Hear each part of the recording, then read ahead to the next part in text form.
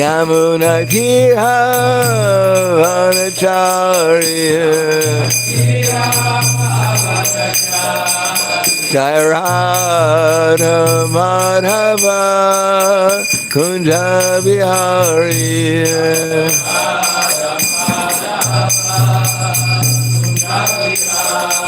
Jai Radha Madhava Kunja Vihari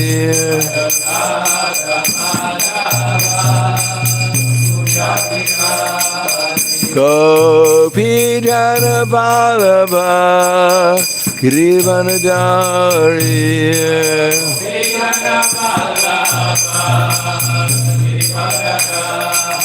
Gopi Jana Vallabha Girivanadari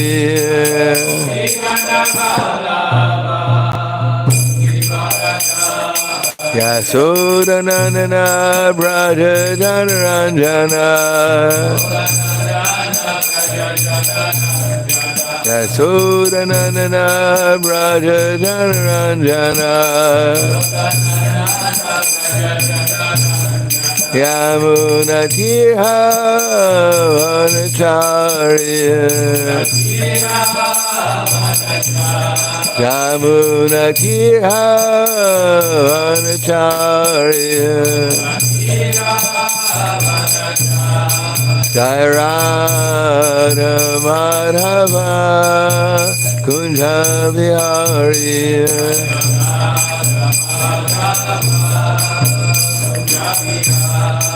Jai Radha Madhava Kunja Vihari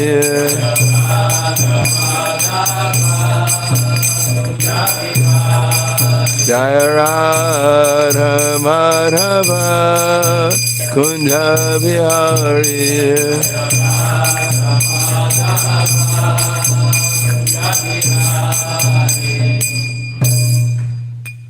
Jai Om Vishnupad Paramahansa Prabhadakacharya Asadhara Satushi Shiman His Divine Grace Shalasi Bhaktivedanta Swami Raj Srila Prabhupada Ki Jai Gaur Premanande Harival Glorious Lisa Slava Oko Pleni Bhaktima Slava Shri Guru Shri Gaurangi. Would you like to speak on Caitanya Caritamrta or Srimad Bhagavatam?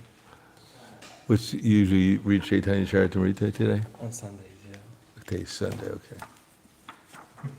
Jaya Jaya Shri Caitanya Jaya Nityananda Jaya Dvaita Chandra Jaya Gaura Bhakta Vrinda Jaya Jaya Shri Caitanya Jaya Nityananda Jaya Dvaita Chandra Jaya Gaura Bhakta Vrinda Jaya Jaya Shri Caitanya Jaya Nityananda Jaya Dvaita Chandra Jaya Gaura Bhakta Vrinda Jaya Jaya Shri Caitanya Jaya Nityananda Jaya Dvaita Chandra Jaya Gaura Bhakta Vrinda Jaya Jaya Shri Caitanya Jaya Nityananda Jaya Dvaita Chandra Jaya Gaura Bhakta Vrinda. This one is next. This one has a purport.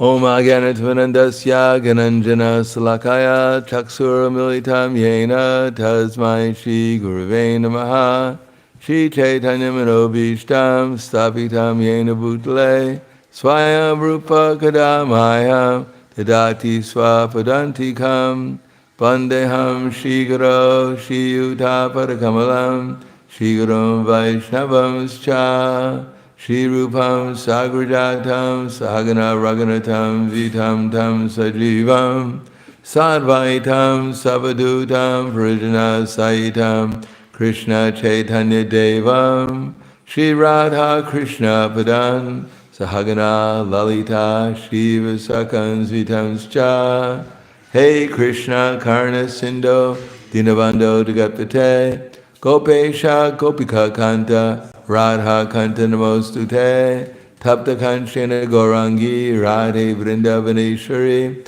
Prashubhanu Siddha Devi Pranamami Hari Priye Panchakalpa Trivyascha Kripa Sindhu Vyevacha Patiranam Bhavanebhyo Vaishnavebhyo Namo Namaha Shri Krishna Chaitanya Pranityananda Shri Advaita Gadadhar Srivasadi Gaura Bhaktivinoda Hare Krishna Krishna Krishna Hare Hare Hare Rama, Rama Rama, Hare Hare. Om Namo Bhagavate Vasudevaya. Om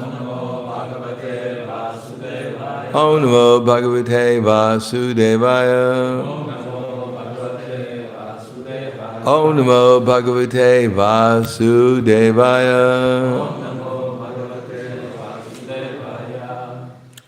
Sri Caitanya Caritamrta, Adi Lila, Chapter 12, Expansions of Advaita Charya, text number 71. Kevala e gana prati nahe e danda.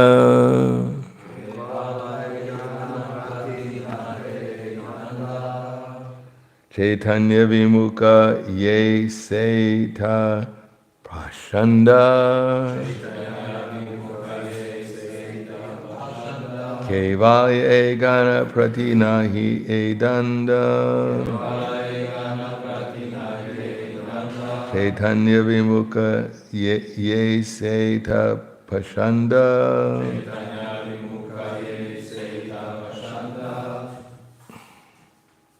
Kevala egana pratina he idanda.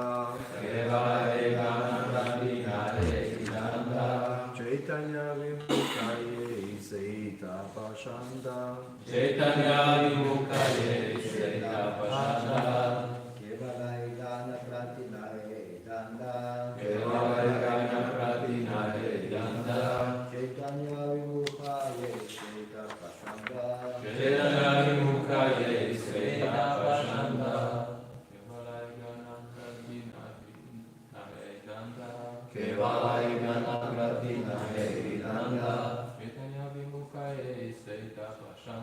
Caitanya vimukaye seita pashanda. Mataji. Okay. Kevala, only, this, Gana, group, Prati, unto them, Nahi, it is not, this, Danda, punishment, Chaitanya Vimukha, against Sri Chaitanya Mahaprabhu. Yea, anyone, say, he, ta, but, prasanda, atheist. Translation with no purport. Not only the misguided descendants of Advaita Charya, but anyone who is against the cult of Sri Chaitanya Mahaprabhu should be considered an atheist, subject to be punished by Yamaraj. Text 72. Be one a learned scholar, a great ascetic, a successful householder, or a famous sannyasi.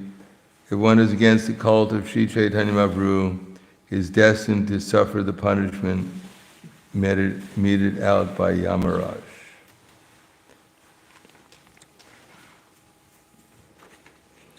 Text 73. The descendants of Advaita Charya who accepted the path of Sri Achyutananda were all great devotees. Purport. In this connection, Srila Bhaktivinoda Thakur, in his Amrita Pravaha Bhasha, gives this short note. Sri Advaita Charya is one of the important trunks of the Bhakti Kalpataru, or desire tree of devotional service. Lord Sri Chaitanya Mahaprabhu is a gardener. Poured water on the root of the bhakti tree, and thus nourished all its trunks and branches. But nevertheless, under the spell of Maya, the most unfortunate condition of a living entity, some of the branches, not accepting the gardener, poured water on them, considered the trunk the only cause of the great bhakti kalpataru. In other words, the branches or descendants of Advaita Charya who considered Advaita Charya the original cause of the devotional creeper, and who thus neglected or disobey the orders, instructions, Sri Chaitanya Mahaprabhu deprive themselves of the effect of being watered and thus dried up and died. It is further to be understood that not only the misguided descendants of Advaita Acharya, but anyone who has no connection with Chaitanya Mahaprabhu, even if he is independently a great sannyasi, learned scholar, ascetic, is like a dead branch of a tree. So everyone here understands English? You all understand English, okay. This analysis by Sri Bhaktivinoda Thakur, supporting the statement of Sri Krishnadas Kaviraj Goswami, depicts the position of the present so-called Hindu religion, which being predominantly conducted by the Mayavada philosophy, has become a hodgepodge institution of various concocted ideas. Mayavadis greatly fear the Krishna consciousness movement and accuse it of spoiling the Hindu religion because it accepts people from all parts of the world and all religious sects and scientifically engages them in the Daiva Varnashram Dharma. As we've explained several times, however, we find no such word as Hindu in the Vedic literature. The word most probably came from Afghanistan, a predominantly Mohammedan country, and originally referred to a pass in Afghanistan known as Hindu Kush, or Hindu Kush, that is still part of the trade route between India and various Mohammedan countries. The actual Vedic system of religion is called Varnashram Dharma, as confirmed in the Vishnu Purana. Varnashrama vicharita purushena pumak puman Vishnur aradite panta nanyat tatosha karnam. The Vedic literature recommends that a human being follow the principles of Varnashram Dharma. Accepting the process of Varnashram Dharma will make a person's life successful because this will connect him with the Supreme Personality of Godhead, who is the goal of human life. Therefore, the Krishna consciousness movement is meant for all of humanity. Although human society has different sections or subdivisions, all human beings belong to one species, and therefore we accept that they all have the ability to understand their constitutional position in connection with the Supreme Personality of Godhead, Vishnu. Sri Chaitanya Mahaprabhu confirms, Jivara Swarupahoy Krishnara Nityadas. Every living entity is an eternal part, an eternal servant of the Supreme Personality of Godhead. Every living entity who attains the human form of life can understand this importance of his position and thus become eligible to become a devotee of Lord Krishna. We take it for granted, therefore, that all humanity should be educated in Krishna consciousness. Indeed, in all parts of the world, in every country where we preach the Sankirtan movement, we find that people very easily accept the Hare Krishna movement without hesitation. The visible effect of this chanting is that the members of the Hare Krishna movement, regardless of their backgrounds, all give up the four principles of sinful life and come to an elevated standard of devotion. Although posing as great scholars, atheists, householders, and swamis, the so-called followers of the Hindu religion are all useless, dried up branches of the Vedic religion. They are impotent. They cannot do anything to spread the Vedic culture to the benefit of human society. The essence of Vedic culture is the message of Sri Chaitanya Mahaprabhu. Lord Chaitanya instructed, Yari Deka Tarikaha Krishna Upadesh Amara Aga Guhana Tari Desh. One should simply instruct everyone he meets regarding the principles of Krishna Katha, as expressed in Bhagavad Gita as it is in Srimad Bhagavatam. One who has no interest in Krishna Katha or the cult of Sri Chaitanya Mahaprabhu is like a dry, useless wood with no living force. The ISKCON branch, being directly watered by Sri Chaitanya Mahaprabhu, is becoming undoubtedly successful, whereas the disconnected branches of the so-called Hindi religion that are envious of ISKCON are drying up and dying. Namo Vishnu Padaya Krishna Prasthaya Bhutale Srimate Bhaktivedanta Swami Namane Namaste Saraswati Deve Gauravani Pacharane Nirvishesha Srinivadi Paskadyade Satarne. So Srila Prabhupada is explaining things scientifically. People may think that the Krishna consciousness movement is another sectarian movement, but actually it's the only scientific movement because it explains about three things. Vedanti tat tattva vidas tattva yaj jnanam advayam prameti paramatmeti bhagavan iti shabdite. There's only three realities, and they're not on the basis of speculation or sentiment. There are three realities for everyone, known as Brahman, Paramatma, and Bhagavan. And one can realize those three things if one utilizes one's intelligence, mind, faith, and refuge in following Krishna's instructions. Otherwise, one is destined to remain in the material concept of life. Of course, in modern society, because people are so misdirected, they think that the material concept of life is something desirable and something that can be arranged in such a way as to get what we're actually looking for, namely bliss and knowledge eternally. Knowledge, we mean consciousness, pure consciousness of transcendental love and pleasure forever. Whether we look for it in the material energy or we look for it in the spiritual energy, that is everyone's desire to attain those three things. Now in the Bhagavad Gita, Krishna has explained about Brahman, Paramatma, and Bhagavan, and the means to experience those three things. Not only that they exist, but how to actually come in contact with Brahman, with Paramatma, and with Bhagavan. Except coming in contact with Brahman, Paramatma, and Bhagavan, one is already destined to be, or one is already absorbed in the material energy, which is known as Maya.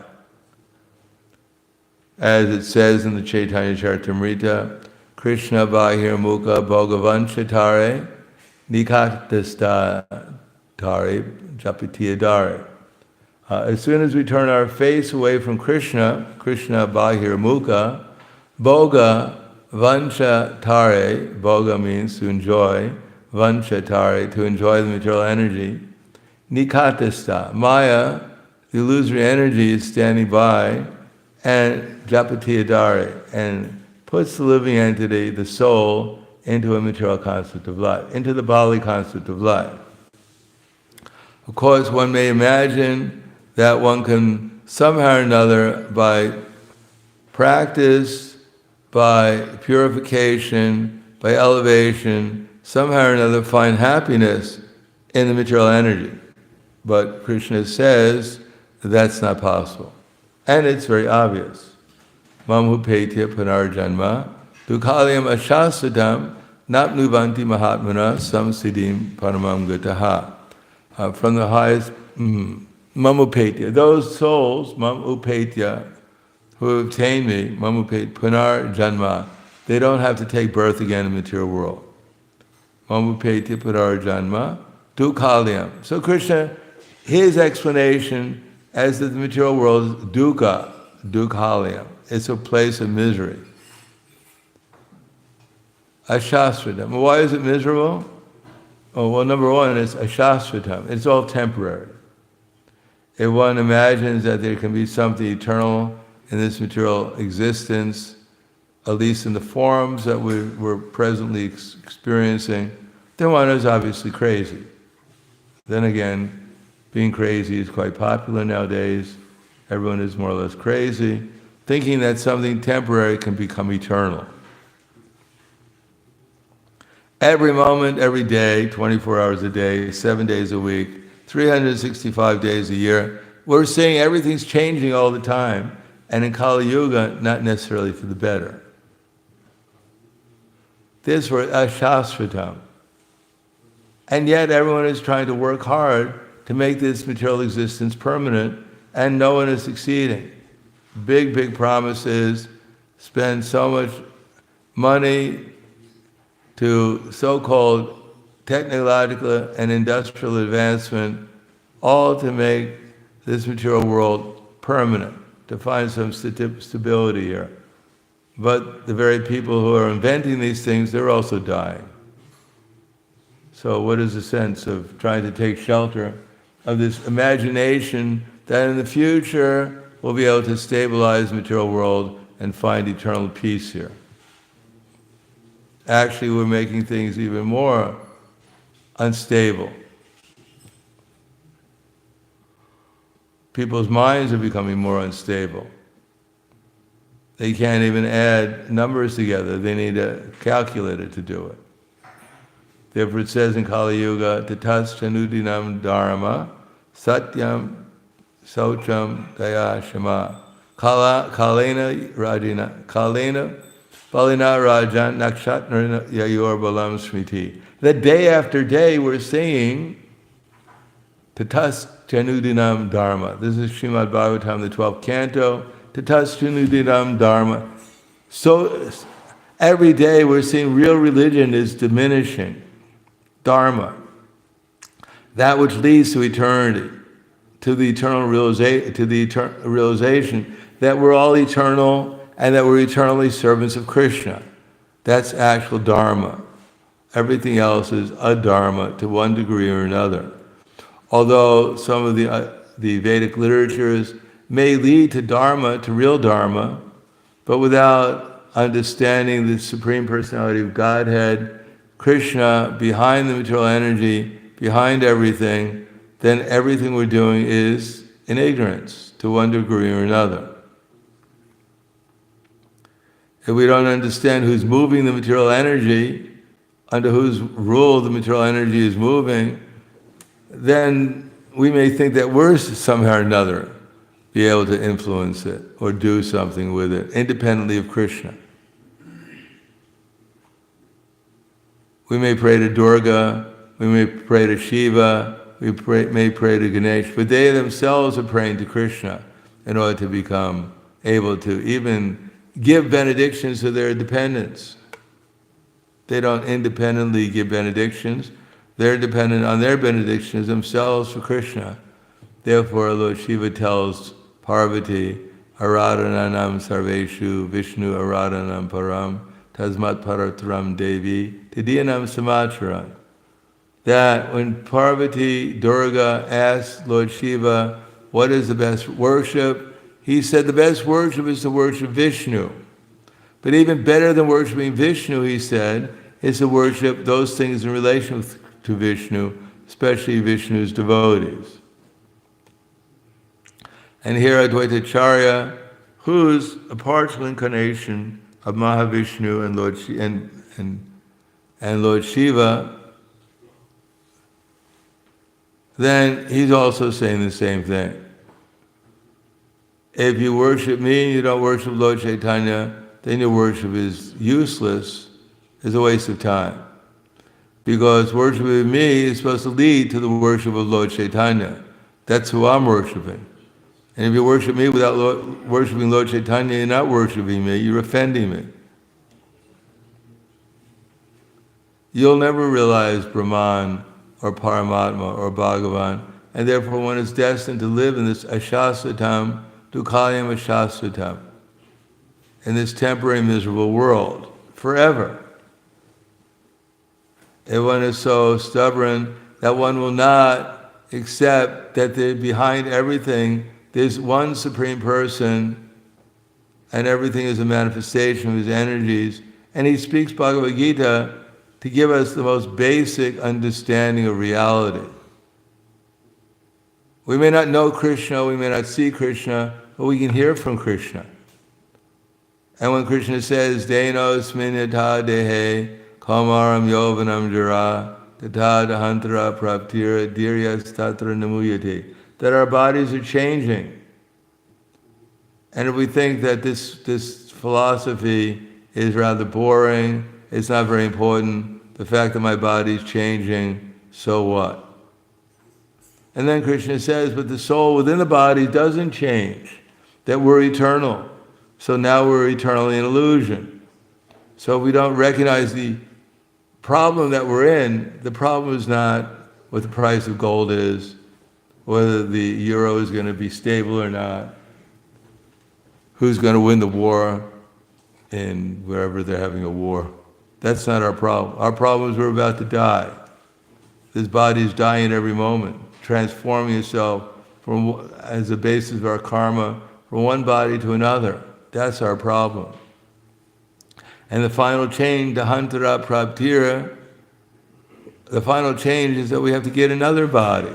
So what our next body is, that's what's actually important. If we Urvam Gachati Satvasta Madhya Tishriti Rajasa Jaganya Guna Vrittista Ado Gachati Tamasa. If we act according to Krishna's instructions in the mode of goodness, then we'll become elevated. And if we follow the mass of people, their interests, their concerns, and the bodily concept of life, and the modes of ignorance and passion, either we'll be forced to come back again to even a more miserable situation in Kali Yuga and our next birth, or we'll go down to the animal species of life, where we'll have no opportunity for self-realization. So one cannot understand the importance of even the first instruction of Krishna, that we're eternal, but we're eternally in illusion right now, in every changing body, which we're getting according to our desires, misdirected desires. Then the result is we won't be able to go on to the next stage of self-realization, Paramatma, which begins with Samam Sarveshu Bhuteshu Tishtantam Parameshwaram Vinashavana Vinashantam Yak Pashyati Sapashyati. One who can see that in every body there's a soul and a Supreme Lord in every body, and who knows that neither the soul nor the super soul within the body, all the bodies, all living entities are ever destroyed, they actually see. That one can see that the soul and the super soul within the destructible body are never destroyed, actually sees. That everyone is a soul, everyone has a super soul guiding them, and that neither the soul nor the super soul within the body are actually in this destructible body are destroyed. Therefore, especially in the human form of life, everyone has an interest to find out about the super soul and be guided by him, because he knows everything. He's the Supreme Lord. He knows what's good and what's bad. He knows how to get out of our ignorant conception of life, that we're this body, which is our main problem. If we're struggling hard to maintain a body so we can live as long as possible, why not struggle hard to become aware of ourselves, because we're eternal? Get out of the illusion that we're temporary.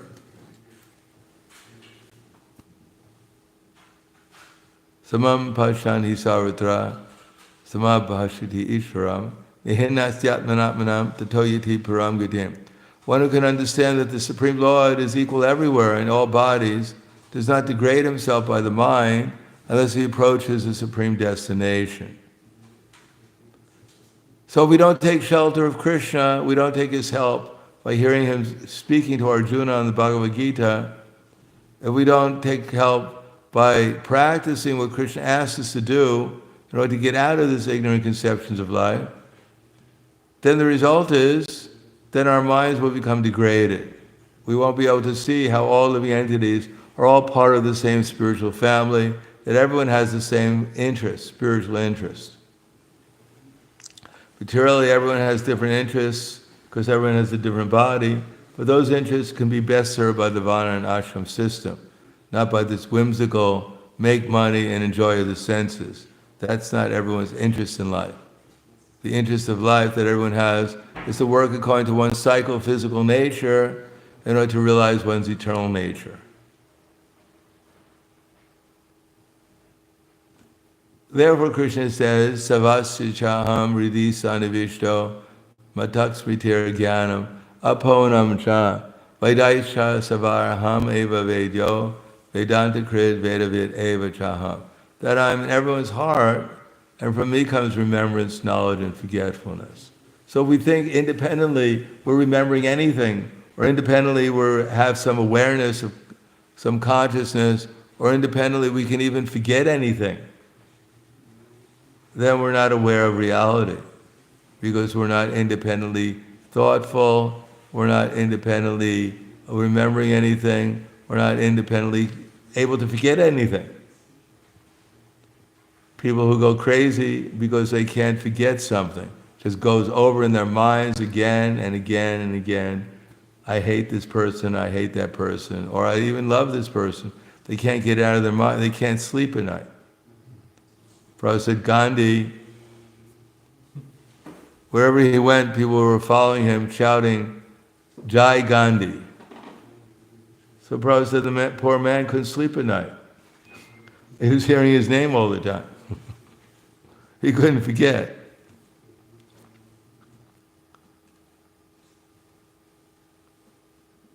Therefore, we don't recognize Paramatma as our friend and guide.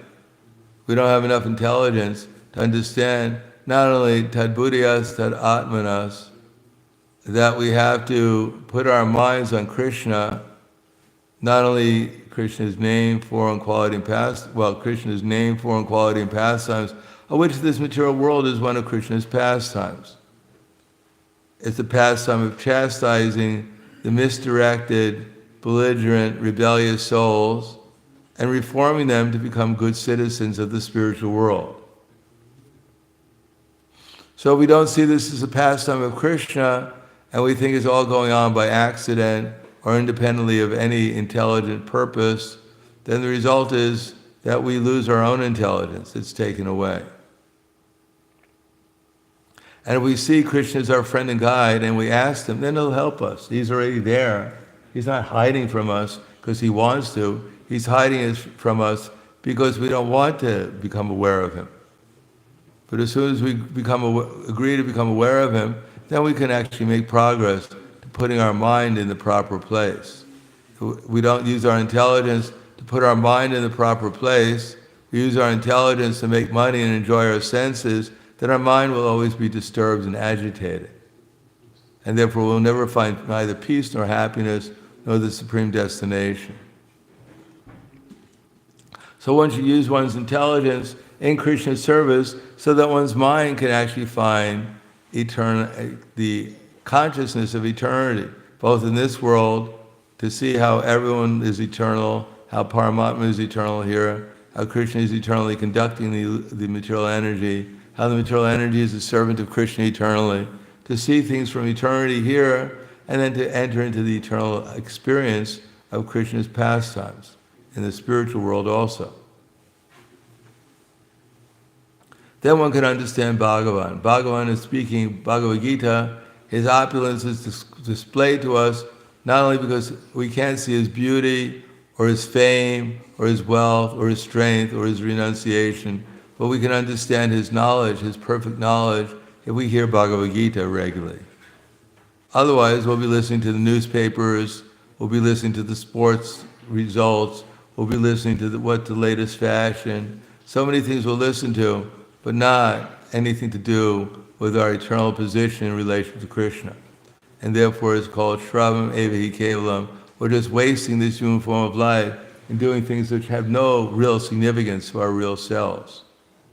Just following the illusory conception of life, along with the innumerable conditioned souls who are deluded by the illusory energy, just following them along to birth, death, old age, and destruction. So that's our choice. Krishna's giving it to us. He's reciting Bhagavad Gita. So much information is there. We don't know Krishna at the present moment, but at least if we hear and accept theoretically that Krishna might be the Supreme Personality of Godhead, and hear in a submissive way, in order to understand him, tad buddhiyas, use our intelligence to understand things, whether it's true or not what Krishna speaks in Bhagavad Gita, so we can put our atmanas, our consciousness in what he's saying, our minds in what he's saying.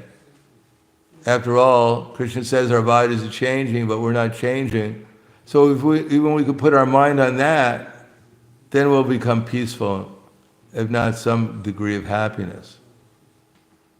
Otherwise, if we forget that, we forget Krishna, and go along with making money and enjoying our senses and getting a nod from our family members, you're doing great, but they're going to hell and we're going to go to hell with them.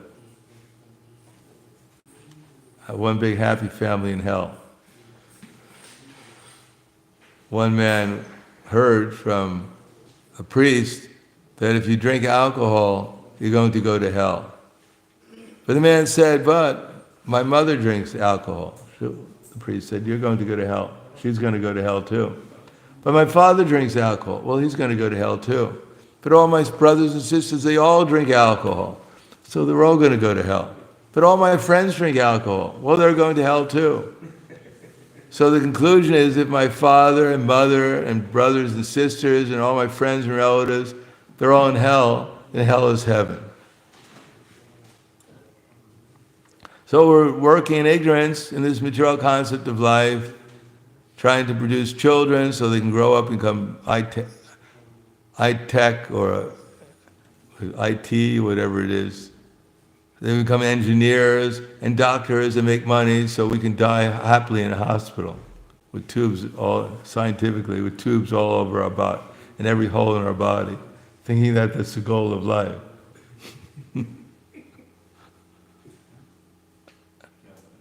No, that's not the goal of life. And it doesn't matter whether you have a doctor, your son is a doctor or a lawyer or whatever he is. It's not going to make any difference. What's going to make a difference at the time of death is where our consciousness is, not where his bank balance is. Therefore, one should study Caitanya Caritamrta, Bhagavad Gita, try to understand things as they are, and then act accordingly, and then one will develop faith in these words of Krishna. And as one develops faith, one will take shelter of Krishna rather than all these other things that are influencing us, our family members, our society, our so-called friendships, etc., etc. We'll take shelter of Krishna, and then we'll be able to help our family members in a real way. We'll be able to help our friends and countrymen in a real way.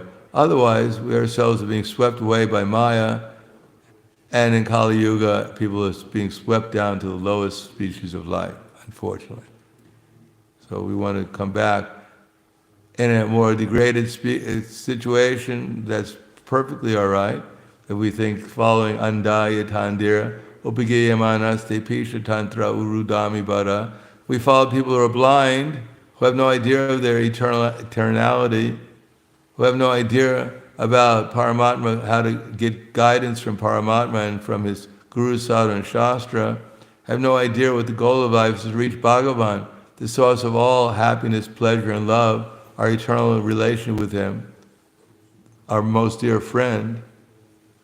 If we have no idea about that, then we're, as it says when Narottam Das Thakur said, then we're simply drinking poison in the name of so-called happiness. So thank you very much. Thank you for your attention. Any questions or comments? Yes.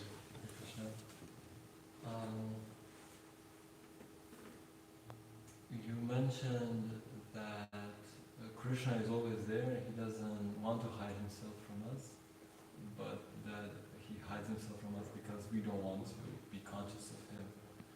And atheists, they put forward this argument that there is such a thing as non-resistant non-belief.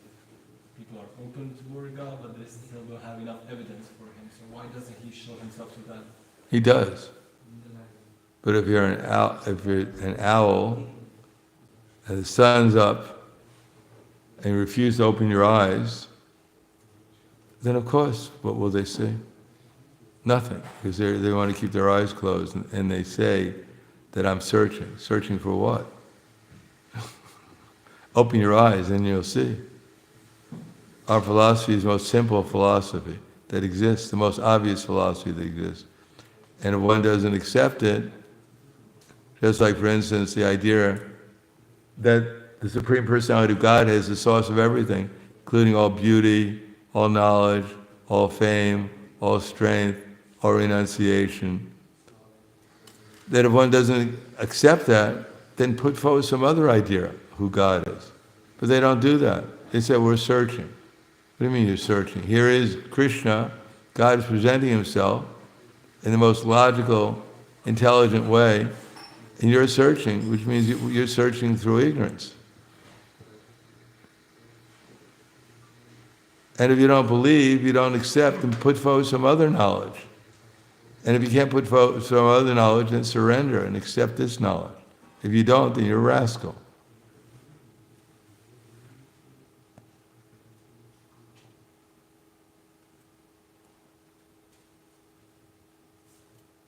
Yes.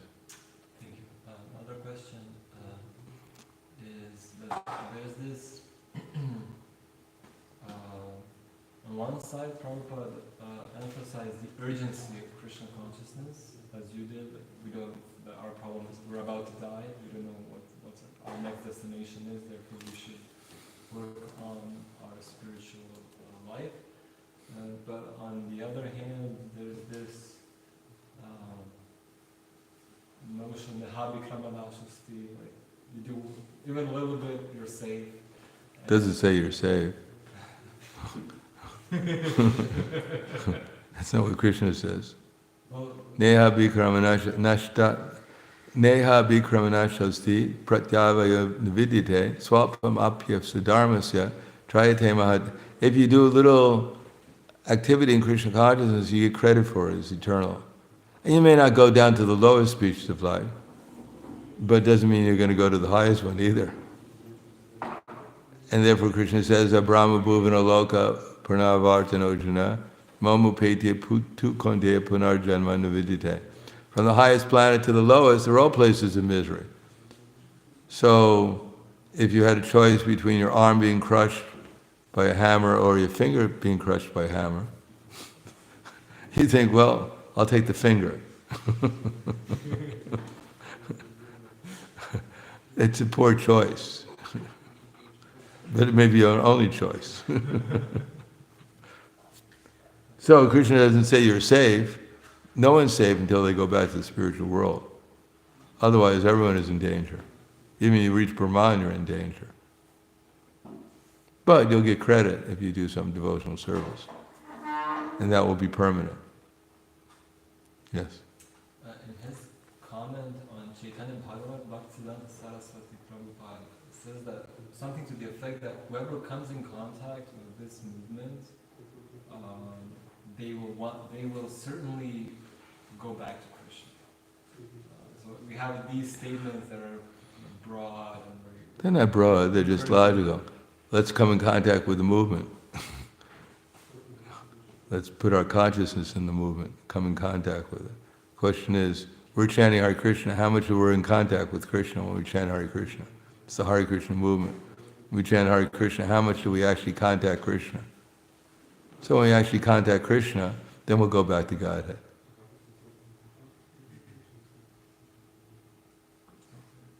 To be in the movement is not so simple. No, we have to move. We have to move towards Krishna.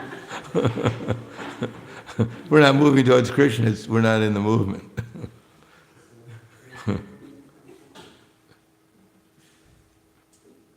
Yes. And there's a final question is, sometimes ashrams, like this one, or several ashrams have been accused of trying to put everyone in the same process, same... Yeah, of course we're putting everyone in the same process. We're not inventing any process. But their objection is that everybody has their own nature, and if we try to force everyone to... We don't force anyone. We don't force anyone. It's all voluntary out of love. Because if you have a child who's 3 years old, you got to force them not to put their hand in the fire sometimes. But this is not. We're not forcing anyone. We're not waking people up in the morning and moving their mouth, Hare Krishna, Hare Krishna. It's a voluntary movement.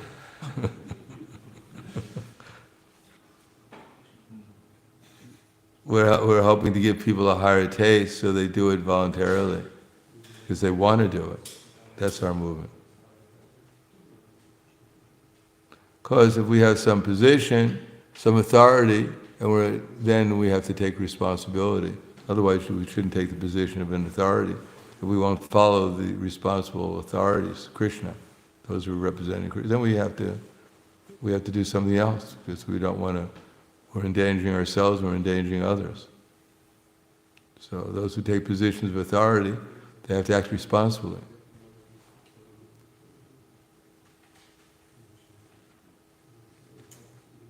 Yes. In Srila Prabhupada's time, well, at least in the beginning of the movement, the first half of his presence in the West, it seems in retrospect that the variety of services was much more limited and much more preaching oriented. Well, that's good. so we were much more successful. Yeah, and we hear these objections that if we expect this of our newcomers, that it's trying to put everyone in the same mold, everybody should do similar things. No, unless people are willing to be put into the same mold, then they shouldn't come to join our movement. Because our movement is meant to emphasize spiritual life. If people think that this is too restricting to them, let them stay on the outside and practice whatever they want. But our movement is meant to mold people. Not that people should come here and mold the movement. They come here to become molded by the movement. Anything else? Thank you very much. We have some, let's see, we have some cotton swabs to distribute.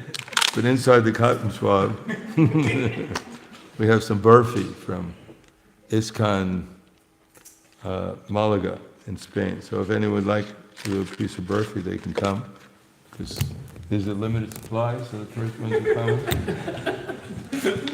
Prahladananda Maharaj ki jai. Don't blame me if you don't get any.